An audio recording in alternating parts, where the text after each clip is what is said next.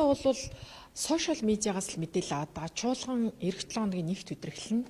Тэгэхээр тэр үеэр чуулган эхлсэн бас хуулийн төсөл илүү нухацтай яригдах бах хэлц хэсгээр бас санал энэ төр ороод явах байхаа.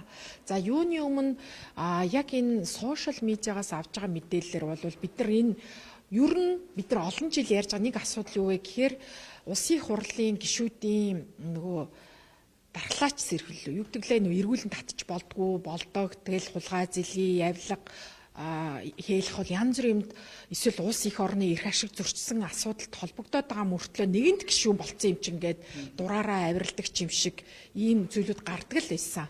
Тэр утгаараа бол гишүүдийн одоо ард олон нийтийн өмнө хүлээсэн хариуцлагын асуудал бол яригдсан шүү дээ угаасаа.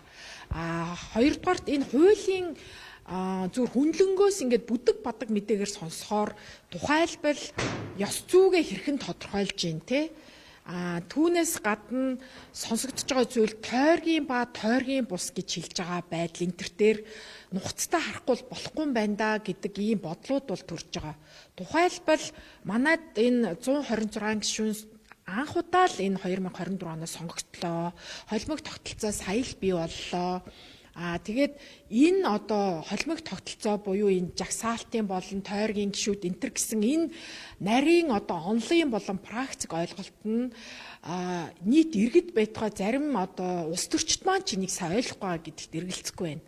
Тэгэхээр энэ дээр хугацаа шаардна. Цаг хугацааны асуудлууд байна.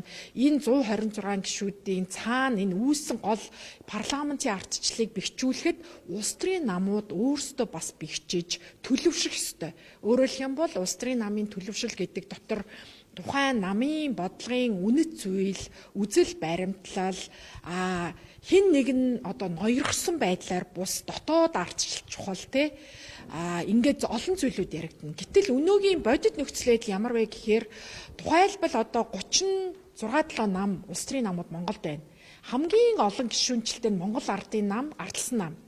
Дараагийнх нь магадгүй хүн нам биш үү? Ингээд цаашаа үргэлжлээд гишүүдийн тоо цөөрч байна. Тухайн намуудын гишүүдийн тоо цөөрөх тусмаа л магадгүй одоо дарга дагсан ийм байдал үүсэх магадлалтай. За тэгээд Монгол ардын нам хэдийгээр 100 хэдэн жил болж байгаа гэж байгаа боловч тэгээд юу гэж гэдэг маш олон асуултанд бас хариулж чадахгүй. За олон гишүүд тухайн одоо ардсан нам байна уу, Монгол ардын нам байна уу ингээд сонгоод орохдоо бас одоо юунд одоо дулдуйдаж орж ийн. Үнэхээр их орны эрх ашиг байна уу? Эсвэл карьерийн асуудал байна уу? Эсвэл үнэхээр одоо тухайн намууд нь үнэхээр гоё бодлого явуулах гад байна уу? Эсвэл буруу бодлоготой ч өөрчилж чадна гэж итгэлтэй ороод байна уу? Тэр болгон мэдээж амьд орших учраас тухайн хувь хүнээсээ хамаарна.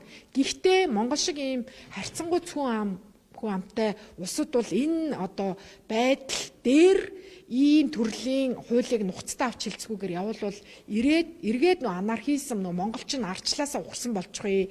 Нөгөө олон улсын зэрэглэл энэ төсвүүдээр ухарсан оноонууд аваад байгаагаа баталгаажуулчихъя гэдэг бас болгоомжлол байна. Тэгэхээр одоо дүр эсгсэн арчлал гэдээ бид нэг хэсэг дотроо өөрсдөө аягүй шүмжлэн шүү дээ. Тэрэн шиг дүр эсгсэн хариуцлага тооцох байдал ч юм үүсчихвээ. Хин нэгний эрх ашигт явчихвээ. Маш нухацтай авч үзэх ёстой. Энийг харин далимдуулаад бид нар улс төрийн намынхаа тухай хуулинд өөрчлөлт оруулах ёстой ах нэмэлт өөрчлөлт. Юу вэ гэхээр олон жил ярьсан. Ер нь одоо энэ Монголд гишүүнчлэл дулдуйцсан энэ улс төрийн намын тогтолцоо зөв үү? Олон гишүүнтэй нь л явдаг, гишүүд цөөтэй нь болдоггүй. Одоо энэ гишүүдийн нам хоорондын хөдөлгөөнийг урагч гэх үү, урагч биш гэх үү? Нэг болохоор өөрт нь таалагдахгүй бол урагч гээд, өөрт нь таалагдвал урагч биш байх ёстой үзэгдэл гээд.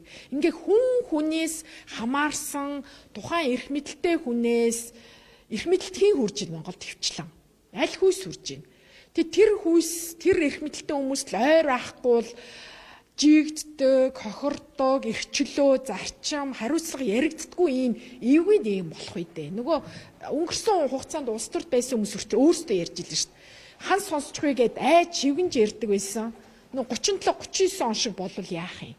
Тийм утгагүй бид нар өдий хүртэл Монгол улсаа Азийн дундх том гэрэл гэгээ ардчилсан их орон гिचээд эргээд ийм улс төрийн янз бүрийн санаа онооноос болоод хоорондоо хилээрээ ухаанаараа ухамсараараа боловсрлоороо хилэлцэж нэгдсэн ялангуяа иргэд олонний эрх ашигт нийцсэн шийдвэр гаргах ёстой байтал хитгэн ийм функцүүдийн хоорондын бодлон зөрчлөө болчихвол гэдэг бас айц хүчсэн. Гэт ингээд одоо 10 жилийн хүүхдүүд ч мэдэж шээ манай улс төр ямар байна?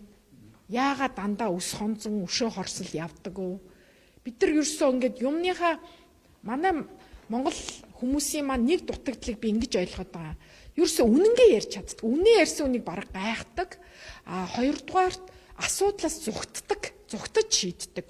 Тэр асуудал чинь 1 сар 1 жил шийдэгдсэн мэт байж болно. Дараа нь 5-10 жилийн дараа гарч ирээд байгаа үстэй. Тэр асуудлыг тулж ухамсартайгаар боловсралтайгаар ёс зүйтэйгээр нүүр нүрээ харж агаад гой шийдэж сурмаар байгаа. Таны хувьд дараагийн асуулт юм л та. Ерхийсээ замдал шалтар ажиллаа аваад 8 сар хугацаа өнгөрлөө тийм. Одоо хаврын чуулга эхлэхээр мэдээж сөрөг хүчний зүгээс ерхийсээ огцох асуудал тавина гэдгээс ил тат хэлээд явж байна л та. Таны хувьд засгийн газар үйл ажиллагааны ямар дүгнэлт өгөх бол? Тэр тал дээр бол хангалттай мэдээлэл байхгүй одоо. За хүн намын хувьд бас хамтарсан засгийн газарт байгаа. Хүн намын зүгээс эрчим хүчний асуудал, гадаадын хөрөнгө оруулалтын асуудал, худалдаа авах үйл ажиллагааны асуудлыг шадар сайд хариуцж байгаа.